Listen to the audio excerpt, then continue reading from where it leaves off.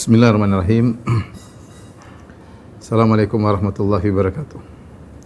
Waalaikumsalam warahmatullahi wabarakatuh. Alhamdulillahi ala ihsani wa syukru lahu ala taufiqihi wa amtinani wa asyhadu an la ilaha illallah wahdahu la syarika lahu ta'ziman li sya'ni wa asyhadu anna Muhammadan abduhu wa rasuluhu da'ila ridwani. Allahumma salli alaihi wa ala alihi wa ashabihi wa ikhwani. Hadirin dan hadirat, para pemirsa yang dirahmati oleh Allah Subhanahu wa taala. Pada kesempatan kali kita akan mengangkat topik yang menarik, yaitu tentang dahsyatnya doa, ya. Doa dahsyat dari beberapa sisi, di antaranya doa adalah ibadah yang teragung.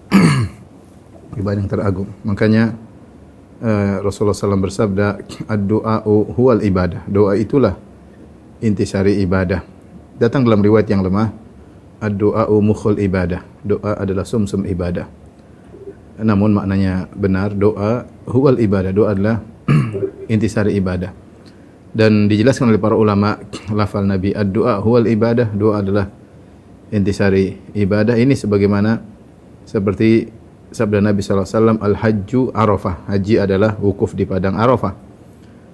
Padahal kita tahu bahwasanya namanya haji banyak sekali ibadah yang dilakukan, mulai dari mabit di Mina, kemudian ada juga mabit di Muzdalifah, ada juga lempar jamarat, ada tawaf, ada sa'i, ada menyembelih hewan hadyu, ya, ada mencukur, ya. Ini berbagai macam ibadah yang dilakukan ketika ibadah haji. Namun Rasulullah SAW mengatakan al-hajju arafah, haji adalah wukuf di padang Arafah, karena wukuf di padang Arafah adalah ar-ruknur rakin, dia adalah rukun yang paling agung dalam ibadah haji, dengan tidak menafikan ibadah rukun-rukun yang lain, ya. Karena di dalam haji ada rukun-rukun selain daripada wukuf di padang Arafah, seperti tawaf ifadah, sa'i haji, ihram. Ini adalah rukun-rukun haji. Namun rukun yang paling rukun adalah wukuf di padang Arafah. Kenapa? Subhanallah.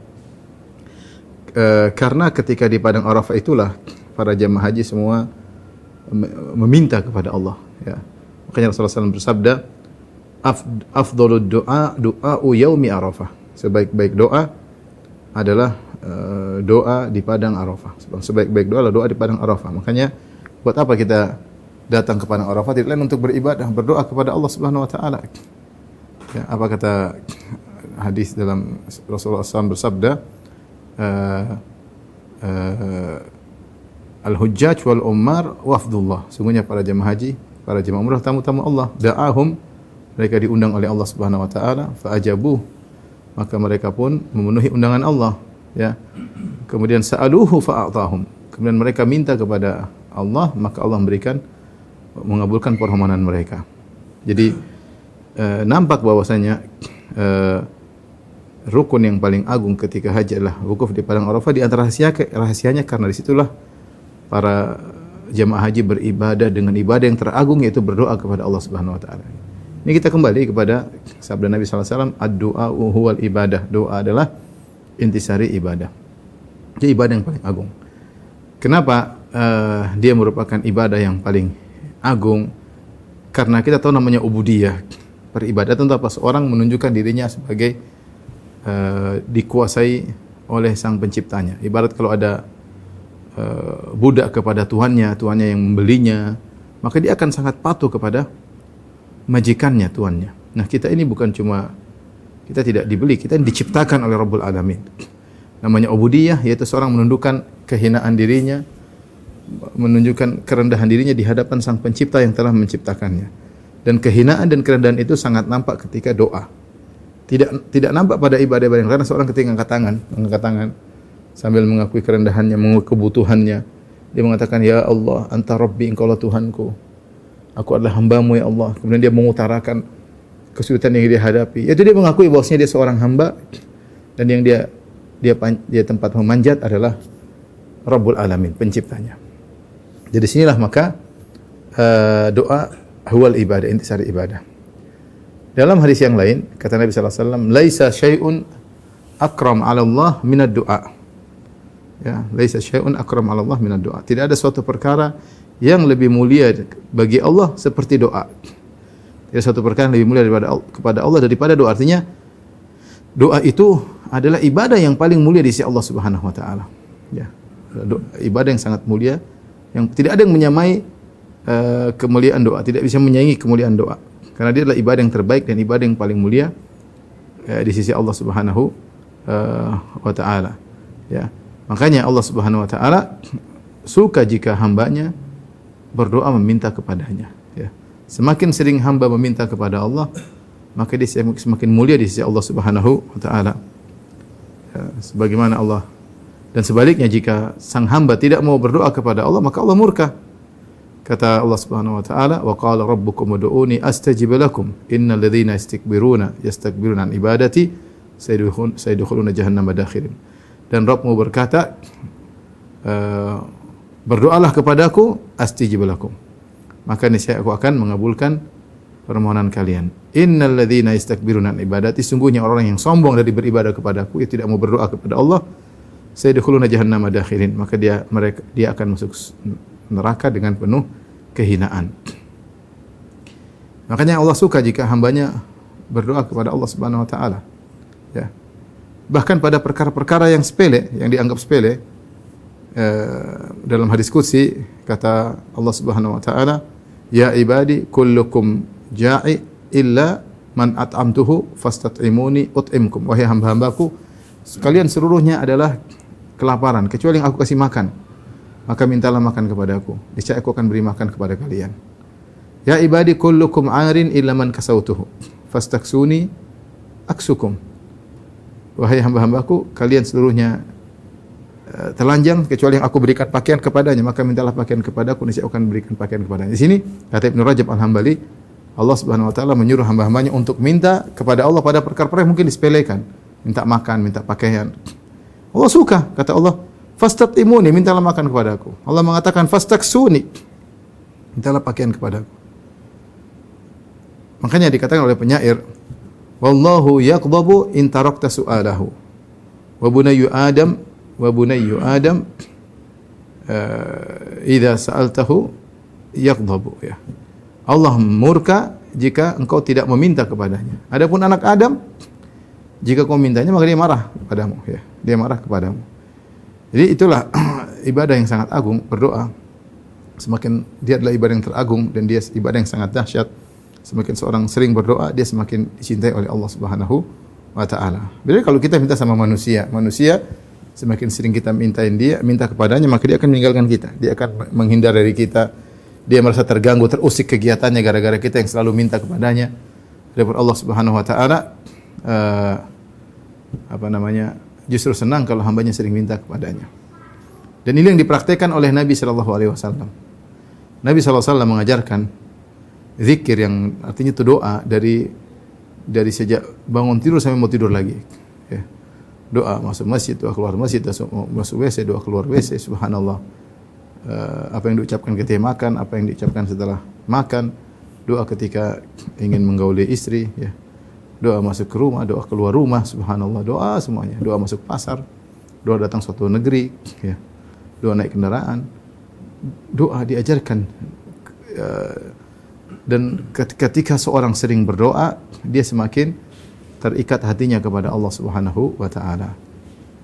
Dari sini kalau kita bilang doa adalah ibadah yang dahsyat, iya dia dahsyat karena dia adalah ibadah yang terbaik. Makanya saya sering sampaikan, terlepas doa kita dikabulkan atau tidak, jika seorang sering berdoa, dia dapat pahala. Taruhlah doanya enggak dikabulkan, taruhlah, ya. Dia dapat pahala karena ketika dia mengangkat tangan, dia memfokuskan hatinya, kemudian dia meminta kepada Allah, maka saat itu dia sedang beribadah yang agung. Ini tadi, jadi sisi doa adalah ibadah yang sangat dahsyat. Pertama, disitulah nampak kehinaan seorang hamba kepada Rabbul Alamin. Disitulah nampak ubudiyah, dia hamba yang tempat memintanya adalah penciptanya. Itu sangat nampak ketika dia berdoa. Kemudian di antara yang menjadikan doa adalah ibadah yang sangat dahsyat adalah pada doa terkumpul berbagai macam ibadah. Dalam doa tidaklah seorang berdoa kecuali dia husnudzon kepada Allah. Tidaklah dia berdoa kecuali dia mengetahui Allah Maha mendengar, bahkan dia berbisik-bisik. ya Rabbi. Mungkin orang sekitarnya tidak mendengar. Ketika dia dalam sujudnya mengatakan ya Rabbi, ya Rabbi, ya Rabbi. Dia tahu Allah Maha mendengar. Kemudian dia tahu Allah Subhanahu wa taala Maha kuasa dan bisa mengabulkan permintaannya. Kalau dia ragu-ragu ngapain dia minta sama Rabbul Alamin. Jadi terkumpul pada dia banyak ibadah. Sehingga jadilah doa adalah ibadah yang paling agung. Saya katakan tadi doa menjadi ibadah yang agung.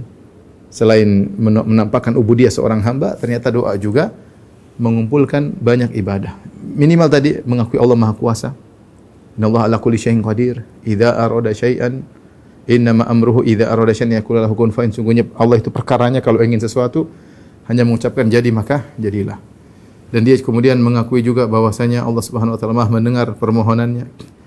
Iznada rabbahu nidaan khafiyah, ketika dia menyeru Rabbnya dengan suara yang lirih, tapi dia tahu Allah Maha mendengar. Kemudian dia tahu bahwasanya Allah, dia husnuzan kepada Allah, bahwasanya Allah akan mengabulkan permohonannya. Kalau dia tidak husnuzan, ngapain dia minta kepada Allah Subhanahu wa taala? Kemudian dia ada ibadah tawakal, dia tawakal kepada Allah Subhanahu wa taala. Dengan tawakal tersebut makanya dia berdoa kepada Allah. Kalau dia tidak bertawakal kepada Allah, ngapain dia berdoa kepada Allah Subhanahu wa taala? Tapi di antara dahsyatnya ibadah doa adalah doa yang teragung.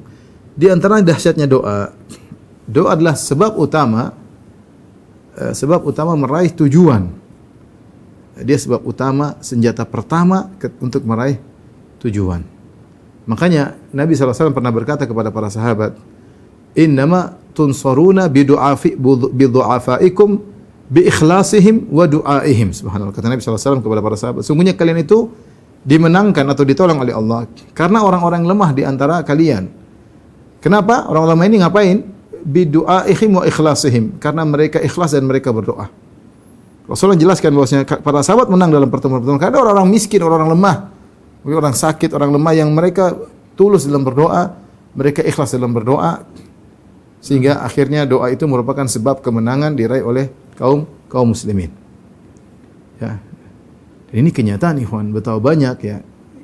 Saya ketemu dengan beberapa orang ketika disebut si fulan pengusaha yang sukses, ternyata di balik kesuksesannya dia punya anak yatim yang dia ayomi, dia punya panti mungkin asuhan yang dia ayomi. Subhanallah. Bisa jadi ini orang-orang lemah ini yang mendoakan dia, yang tulus mendoakan dia. Karena orang-orang yang lemah, doa mereka lebih tulus daripada orang yang memiliki dunia. Ya. Karena mereka, kenapa lebih tulus? Karena hati mereka bersih dari, tidak ada keterikatan dunia. Karena orang punya dunia, mikir inilah, mikir perusahaan, mikir pegawai, mikir THR, mikir saingan bisnis, banyak pikiran. Orang miskin sederhana, yang penting dia makan, selesai urusannya. Sehingga hati mereka lebih fokus ketika berdoa, dan mereka jauh dari kesombongan. Karena kita tahu doa semakin jauh dari kesombongan semakin mudah dikabulkan. Makanya Rasulullah SAW mengatakan dalam hadisnya, aqrabu ma yakunul abdu min rabbih wa huwa sajid. Kondisi seorang paling dekat dengan Rabbnya ketika dia sedang sujud. Dan itu yang paling dekat. Makanya fa'akthiru fid du'a, maka banyaklah berdoa ketika sedang sujud. Karena seorang hamba sangat dekat dengan Allah ketika sujud. Kenapa? Dia sedang merendahkan dirinya. Dia sedang meletakkan kepalanya yang merupakan bagian termulia dari tubuhnya, diletakkan di tanah, kemudian dia mengatakan subhana rabbiyal a'la. Masya Allah yang maha tinggi. Maka disitulah doanya sangat mudah dikabulkan. Maka orang yang lemah ini, mereka jauh dari kesombongan, mereka jauh dari keangkuhan. Apa yang mereka angkuhkan, apa yang mau mereka sombongkan, apa yang mereka mau angkuhkan, sementara mereka tidak punya apa-apa.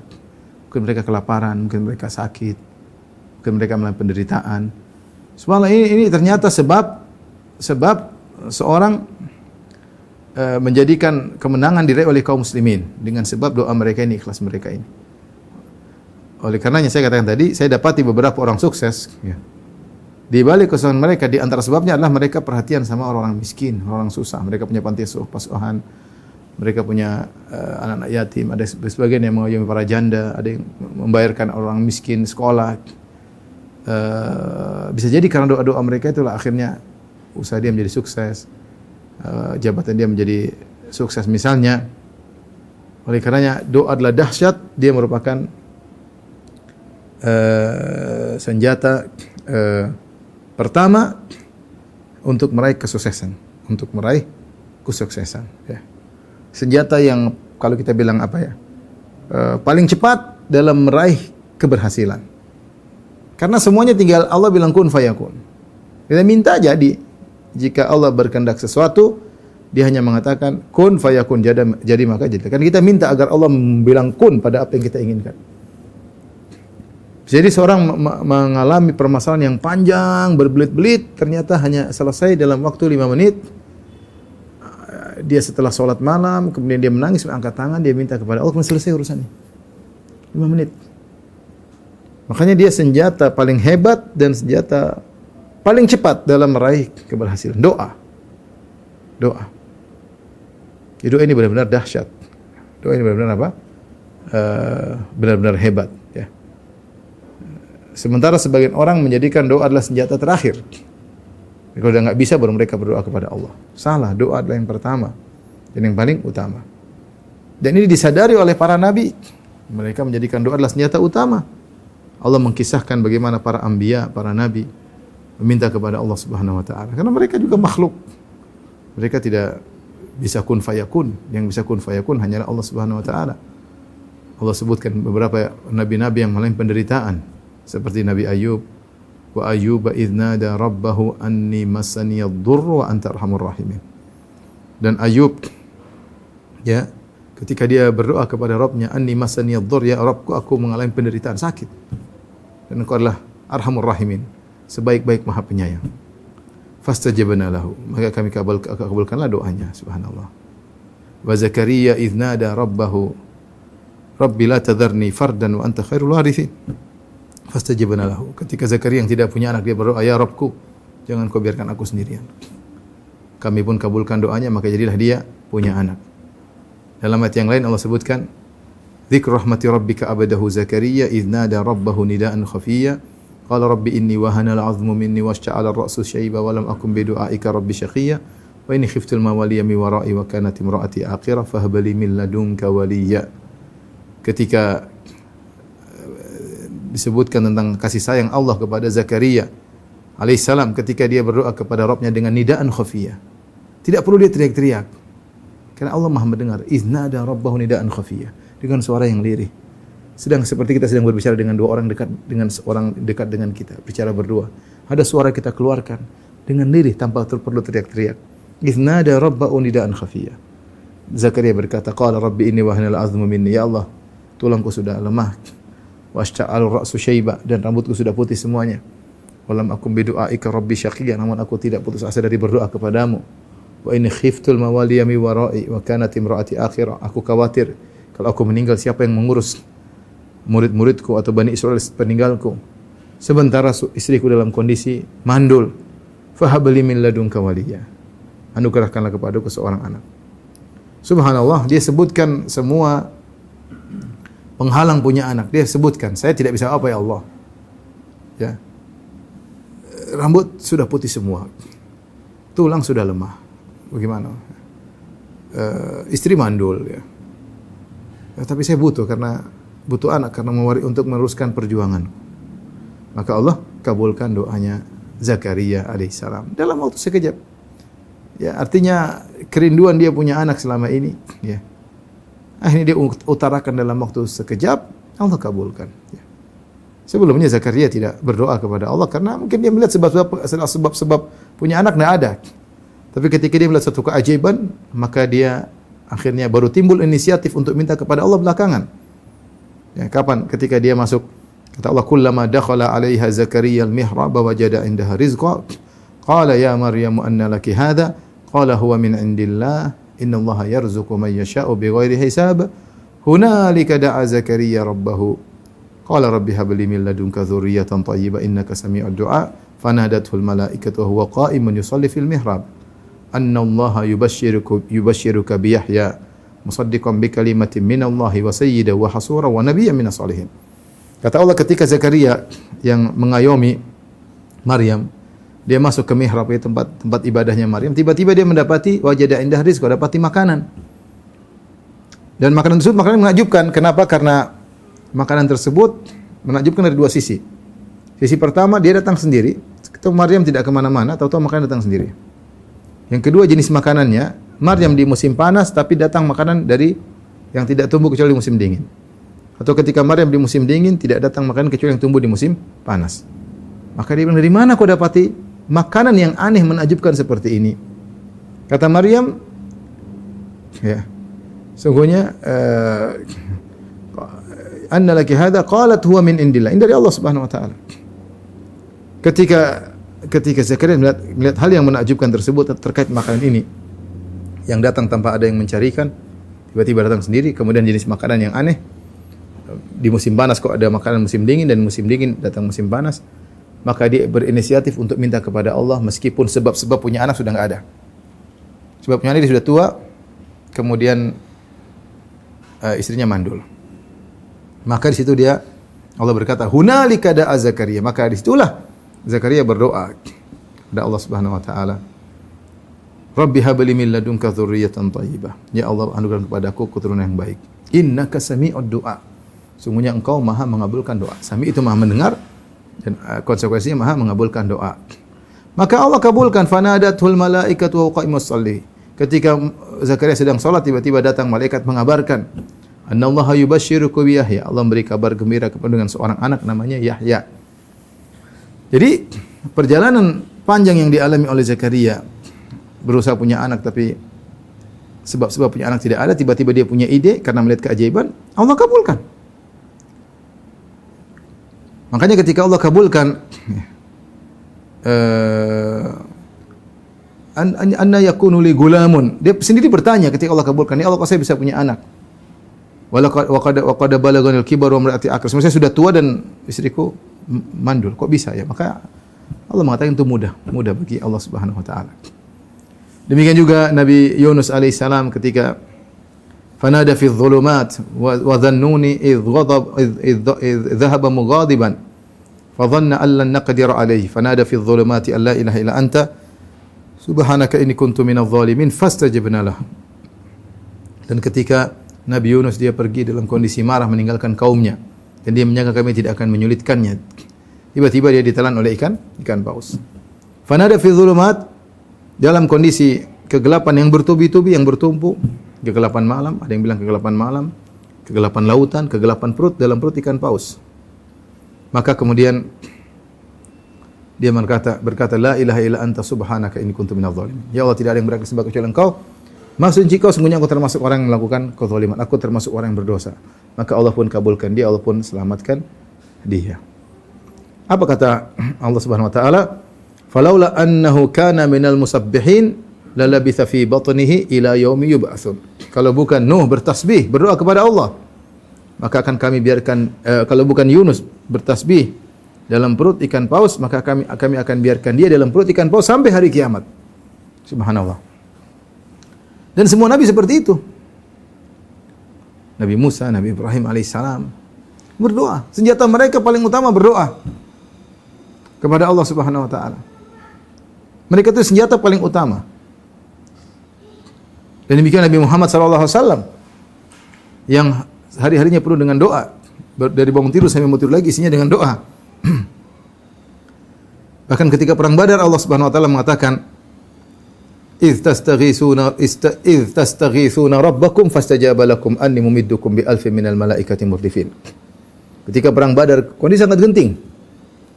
Kaum muslimin 315 atau 319, kaum musyrikin sekitar 1000. Maka di malam hari para sahabat tidur.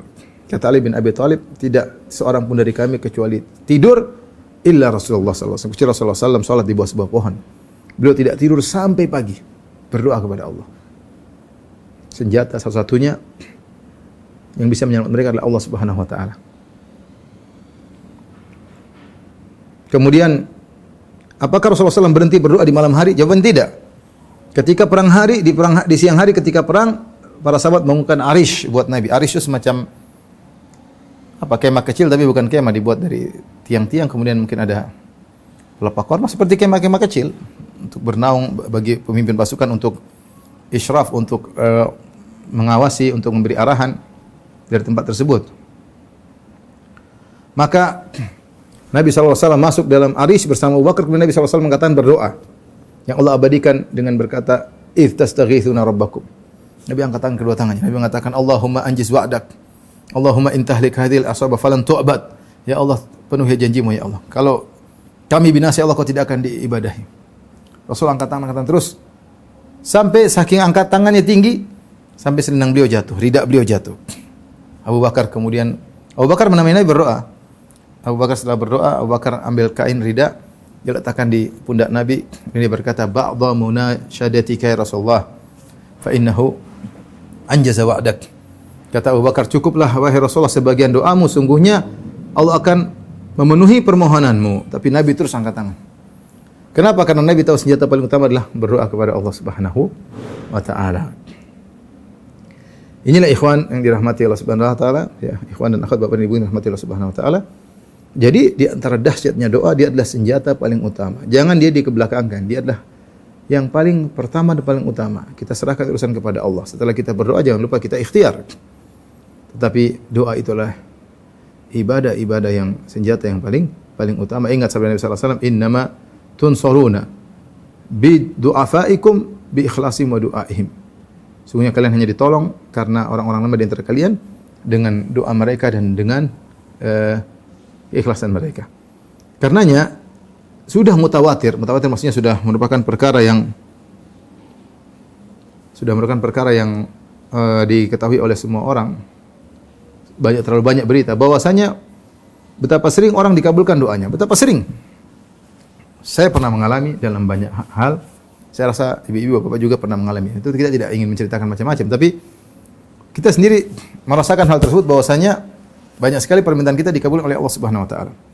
Dan di antara hal yang merupakan bantahan kepada orang-orang ateis adalah dalil dikabulkannya doa. Orang ateis mungkin boleh ngomong dengan berbagai macam logika mereka bahwasanya Tuhan enggak ada. Tapi dia tidak akan bisa masukkan pemikirannya kepada orang-orang awam. Orang awam banyak berdoa dikabulkan banyak. Betapa kita berdoa saat itu juga Allah kabulkan, banyak sekali ceritanya. Orang tua kita, cerita tentang kita, cerita teman-teman kita. Kita sering dengar, kita sering mengalami. Memang benar ada doa yang tidak dikabulkan, tapi kita tahu juga banyak doa kita tidak dikabulkan. Ya. Ini dalil bahwasanya Tuhan itu ada. Ada yang mendengar permohonan kita ketika semua orang tidak mendengar. Ada yang mendengar permohonan kita. Kita dalam kondisi genting, ada yang mendengar permohonan kita. Dan Allah berfirman, "Amma yujibul muttarra idza da'ah." Dan siapakah yang bisa dan ataukah yang mengabulkan permohonan orang yang dalam kondisi terdesak ketika dia berdoa? Siapa yang bisa kecuali Rabbul Alamin, penguasa alam semesta ini? Amma yujibul muttarra idza da'ah. Siapa yang bisa kabulkan doa? Oleh karenanya kita hanya agar doa kita menjadi dahsyat, tidak lain yang bisa kita lakukan kecuali kita hanya memenuhi adab-adab doa sehingga kekuatan doa kita semakin kuat dan mudah dikabulkan. Dan perkaranya doa sebagaimana perkataan Imam Syafi'i rahimahullah taala, "Atahza bid-du'ai wa tasdarihi wa ma tadri bima sana'ad du'a'u sihamul laili la tukhti walakin lahal amadu walil amadin qidha'u." Kata Imam Syafi'i rahimahullah taala, apakah kau mengejek tentang doa dan kau meremehkannya? Kau tidak tahu apa yang bisa dilakukan oleh doa. Doa itu ibarat panah-panah yang dilepaskan di tengah malam. Orang bangun malam, salat malam, sepertiga malam terakhir berdoa. Ibarat panah-panah yang dilepaskan, anak panah dilepas di tengah malam. Dia akan sampai pada tujuan. La tukhti, tidak akan salah, dia akan sampai. Tapi untuk sampai pada tujuan, memang ada waktunya. Ada yang cepat sampai, ada yang butuh waktu, tapi akan sampai. Kata Imam Syafi'i rahimahullah ta'ala.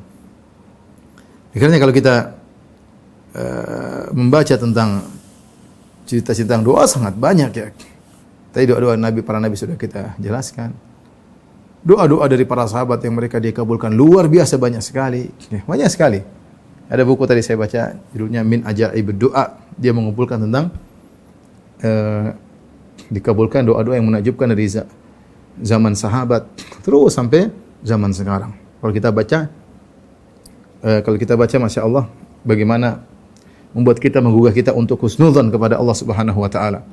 Untuk husnudzon kepada Allah Subhanahu wa taala karena Begitu banyak contoh doa dikabulkan. Banyak sekali.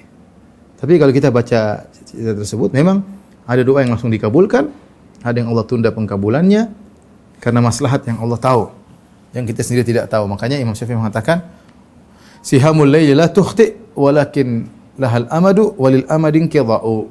Ya, panah-panah yang dilepaskan tengah malam tidak akan meleset, tapi panah-panah tersebut punya waktu untuk mengenai tujuan. Tetapi waktu tersebut akan selesai, akan sampai, kata Imam Syafi'i rahimahullah taala. Imam Syafi'i rahimahullah taala. Tentu masing-masing kita punya kisah-kisah doa tentang doa yang menakjubkan ya. Tapi di antara kisah-kisah doa yang menakjubkan yang saya pernah dengar, tentu masing-masing kita, saya bilang masing-masing kita, bapak punya, ibu punya kisah-kisah doa sendiri, tapi mungkin tidak perlu kita ceritakan, rahasia kita pribadi ya intinya. Tapi di antara yang saya pernah dengar, di antara kisah yang menakjubkan, kisah yang pernah disampaikan oleh Syekh Abdul Razak ya, hafizahullah taala, yang mungkin saya tidak meriwayatkan secara detail 100%, tapi seputar ini kisahnya. Jadi Syekh cerita, hafizahullah taala, ada seorang suatu hari Syekh, kemudian dia sedang mengisi pengajian atau di askar, di tempat polisi atau tempat askar. Ada yang berkata kepada Syekh tersebut, Syekh, ini si fulan udah puluhan tahun kerja di Masjidil Haram, petugas penjaga Hajar Aswad yang bergantungan. Maka dipanggil orang tersebut. Benar kau kerja di situ? Ya. Sudah berapa tahun? Dia bilang, saya sekian 10 tahun. Sudah puluhan tahun saya kerja di situ, bertugas menjaga Hajar Aswad kalau ada yang ini, atau mengatur kalau ada yang tabrak-tabrakan. Intinya dia gantungan situ, dia bertugas. Maka Syekh bertanya pada orang ini, apa fenomena atau kejadian yang paling menakjubkan yang pernah kau dapati selama kau bertugas menjadi petugas di Hajar Aswad? Kan kita tahu di Ka'bah tempat orang berdoa. Banyak kalau kita mencerita tentang dikabulkan doa di Ka'bah, banyak ya. Banyak sekali. Banyak teman-teman cerita macam-macam, banyak. Tapi ini cerita yang paling menakjubkan, saya juga dengar menakjubkan. Jadi, maka orang ini, polisi ini berkata, yang paling menakjubkan saya pernah alami, suatu hari saya baru bertugas, saya ditugaskan untuk beberapa bulan kemudian, atau beberapa waktu selang kemudian, saya bertugas, sambil saya di situ mendengar kejadian-kejadian, melihat kejadian-kejadian. Tiba-tiba saya mendengar ada seorang, mungkin dari Maghribil Arabi, mungkin entah dari Libya, entah dari Aljazair, atau dari Maroko ya. Maka ada seorang berdoa ketika itu di Ka'bah, sambil nangis. Dia berkata, Ya Rabb, yang maknanya, Ya Rabbku, Ya Tuhanku, aku di sini memohon kepadamu. Orang-orang semua engkau kasih anak. Aku tidak punya anak ya Allah. Ya Rabbku, aku sudah nikah sekian tahun, aku tidak punya anak ya Allah. Teman-temanku punya anak, tetangga-tanggaku punya anak. Dia mengeluh. Dia sampaikan keluhannya. Tetanggaku punya anak, kawan-kawan punya anak, ya Allah, saya tidak punya anak ya Allah. Anugerahkanlah kepadaku anak, sambil menangis. Dan sebenarnya Allah mentakdirkan saya menghafal suara orang ini. Saya lihat orangnya, jadi saya hafal orang ini, dan saya lihat wajahnya dan saya hafalnya. Begitu saja kejadian. Setelah itu saya tugas kembali, tapi pemandangan itu tidak saya lupakan. Berjalanlah waktu, berjalanlah hari, tahun demi tahun, subhanallah.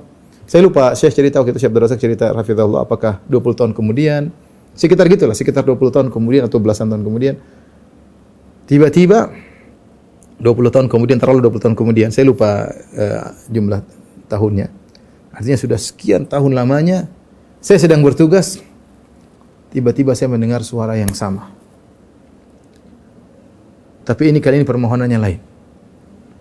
Orang yang di depan Ka'bah, entah di Multazam, entah di mana, artinya dekat dengan saya. Kalau dekat dengan dia berarti kalau enggak di Hajar Aswad jadi Multazam. Tiba-tiba orang ini berkata, Ya Rabbku. Tiba-tiba Allah menjadikan saya mendengar perkataan dia berdoa agak mengangkat suara, Ya Rabbku, matikanlah anakku ya Allah. Ya Rabbku, matikanlah anakku. Anakku ini memalukan aku, memalukan keluarga aku. Durhaka kepada aku. Tiap hari membawa kesedihan. Dia sebutkan tentang kenakalan anaknya. Ya Allah, matikan anakku ya Allah. Cabut nyawanya. Dia berdoa di Ka'bah. Setelah 20 tahun kemudian. Saya lihat orang itu, saya sadar ini orang yang dulu.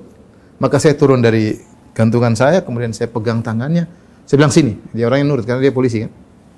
Sini, dia bawa keluar menuju dari kerumunan.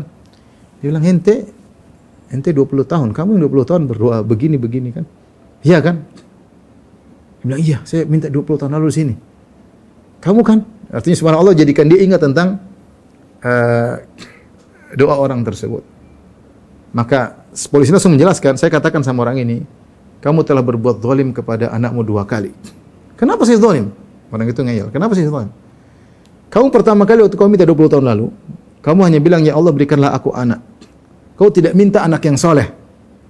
Ya, kalau Nabi Zakaria kan berdoa, dzurriyyatan thayyibah, berikanlah aku keturunan yang apa? Soleh. Nabi Ibrahim mengatakan, Rabbi ja'alni muqima salati min dzurriyyati. Ya Allah jadikanlah aku penegak salat dan keturunanku penegak salat. Kau ketika minta anak, kau hanya bilang semua orang punya anak, kau tidak punya anak, berikanlah aku anak. Kau tidak minta anak yang soleh. Kau telah zalim kepada anakmu. Harusnya kau minta anak yang soleh. Ini yang pertama. Yang kedua, kenapa kau tidak berdoa, ya Allah berilah hidayah kepada anakku? Kau zalim lagi sama dia. Kepala kau bilang cabut nyawanya. 2 kali kau zalim sama anakmu. Subhanallah, orang ini terperanjat. Ini polisi nasihati dia. Nah sini berdoa lagi. Dibawalah anak orang itu orang dibawa menuju ke multazam lagi. Dia berdoa. Subhanallah, dia berdoa, ya Allah, berdoa. Sampai nangis-nangis berdoa. Kemudian sudah. Begitu saja cerita. Setahun kemudian, orang dari Maghribil Arabi ini, entah dari Jazair atau Libya, saya lupa daerahnya, entah Jazair atau Libya atau Maroko, datang lagi, entah umroh, entah haji, datang lagi setahun kemudian. Datang membawa seorang anak muda yang kelihatan sudah multazim, sudah hijrah, kalau bahasa kita sudah hijrah. Kemudian dia mencari saya, waktu saya lagi tidak tugas. Maka dia cari ke tempat polisi, saya ingin tahu si Fulan bin Fulan, saya ingin ketemu dia. Oh, itu kamu dia, saya kenal dia kenal saya. Akhirnya ketemu, yang menakjubkan di sini. Ketemulah orang tua ini dengan anak muda tadi. Dia sampai kepada polisi, dia bilang, Pak polisi, inilah anak yang saya doakan. Subhanallah, anak jadi penurut, jadi baik. Maka polisi ini bertanya. Dia tanya sama anaknya. Dia tanya, maaf, kamu gimana ceritanya dapat hidayah? Maka anak itu cerita. Bilang suatu hari dia sebutkan entah asar atau maghrib, saya lupa ya. Syekh itu cerita. Entah dia mendengar dikumandangkan azan. Tiba-tiba dia tadinya malas, tiba-tiba dia berubah. Tiba-tiba dia pengen ke masjid. Kalau tidak salah asar, kalau salah. Artinya salah satu sholat. Tiba-tiba saya tidak tahu apa yang menyebabkan tiba-tiba saya ingin ke masjid. Jam berapa itu? Jam sekian-sekian, subhanallah. Ketika dikonversikan dengan waktu Saudi, waktu Mekah, itulah saat sang ayah sedang berdoa. Allahu Akbar. Ketika sang ayah sedang berdoa, di situ, ketika dia menangis minta kepada Allah agar beri hidayah kepada anaknya, Allah langsung kirim hidayah kepada anaknya. Saat yang sama. Ini cerita subhanallah menakjubkan ya bagi saya. Jadi ini dalil bahwasanya atau bukti bahwasanya Allah Maha mendengar, Allah Maha kuasa. Intinya jangan putus asa. Kita berdoa kepada Allah Subhanahu wa taala. Mau anak senakal apapun, mau istri senakal apapun, sebawel apapun, berdoa kepada Allah. Kapan Allah tahu itu maslahat, maka Allah akan kabulkan dalam sekejap. Hanya kun fayakun ya. Ini di antara cerita tentang dikabulkan doa yang mana juga saya dengar. Tentunya saya katakan tadi, masing-masing kita punya cerita yang sangat banyak tentang dikabulkannya doa. Tapi ini di antara hal yang apa namanya, yang menakjubkan. Saya juga pernah cerita tentang kisah bagaimana seorang yang masuk Islam ya. Tapi saya tidak ulangi lagi. Saya cerita dalam kajian yang lain. Tapi intinya ini di antara kisah doa yang menakjubkan. Sekali lagi, masing-masing kita punya cerita yang menakjubkan yang kita alami masing-masing. Tapi biarlah menjadikan zikrayat, kenangan bagi kita. Boleh kita ceritakan kepada orang lain kalau memang ada kondisi yang baik, tanpa harus menyombongkan diri kita, tanpa harus merasa diri kita hebat ketika dikabulkan doa. Tentunya semua karena rahmat Allah dan karena kebaikan Allah Subhanahu wa taala. Ini mungkin ikhwan dan akhwat yang dirahmati Allah Subhanahu wa taala, sedikit yang disampaikan. Oleh karenanya masalahnya bukan masalah doa dikabul atau tidak, tapi masalahnya kita sudah memenuhi, ketika doa kita memenuhi syarat-syarat ibadah doa kita atau tidak. Karena doa itu adalah ibadah. Ketika kita beribadah, hendaknya kita beribadah dengan baik. Ibadah yang baik itu artinya kita memenuhi adab-adab doa, husnuzan kepada Allah, tawakal kepada Allah, mengakui kelemahan kita, kita nggak bisa apa-apa. Kemudian merengek-rengek minta kepada Allah, tunjukkan kelemahan kita, mengulang-ulang permintaan kita. Jangan buruk sangka kepada Allah Subhanahu wa taala. Pilih waktu-waktu yang mustajab. Kita angkat tangan minta kepada Allah, insyaallah dikabulkan. Betapa sering kalau kita tahu kita dikabulkan, ada perasaan beda bos. Ketika kita benar-benar terenyuh itu, ini biasanya seperti ini, kondisi seperti ini biasanya dikabulkan. Kadang kita merasakan hal tersebut. Ya, kadang-kadang kita merasakan hal tersebut. Wallahu taala alam bisawab. Ini saja yang saya sampaikan. Kurang lebih saya mohon maaf. Wabillahi taufiq wal hidayah. Assalamualaikum warahmatullahi wabarakatuh.